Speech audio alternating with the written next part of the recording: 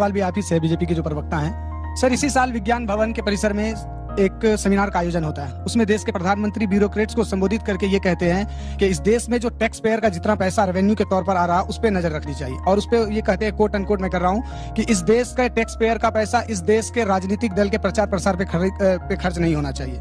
आजादी के बाद ये देश के ऐसे पहले प्रधानमंत्री जिन पे आज के दौर में सबसे ज्यादा खर्च किया जा रहा है, सबसे ज्यादा चकाचौंध है, सबसे ज्यादा विदेशी दौरा कर रहे हैं। आप ही का सरकारी डेटा ये कह रहा है कि देश के प्रधानमंत्री का जो अभी 21 तोपों की सलामी का एक विज्ञापन चल रहा, उन पे हर मिनट 4,231 रुपए खर्च हो रहा। ये कैसी राजनीति है कि सर, एक तरफ आप ये कहते हैं कि देश के प्रधानमंत्री ये कहते हैं कि ब्यूरोक्रेट्स का पैसा राजनीतिक दल के लिए यूज नहीं होना चाहिए, और एक तरफ आप अपने प्रचार के लिए कर रहे हैं। सर, एक चीज और स्लाइड करना चाहूंगा। याद रखिए, आज आपके पास सत्ता है, सत्ता के दुरुपयोग मत कीजिए, लेकिन याद रखिए कि जब शतरंज का खेल समाप्त होता है तो वो बादशाह हो या प्यादे हो, एक ही डब्बे में बंद कर दिए जाते हैं।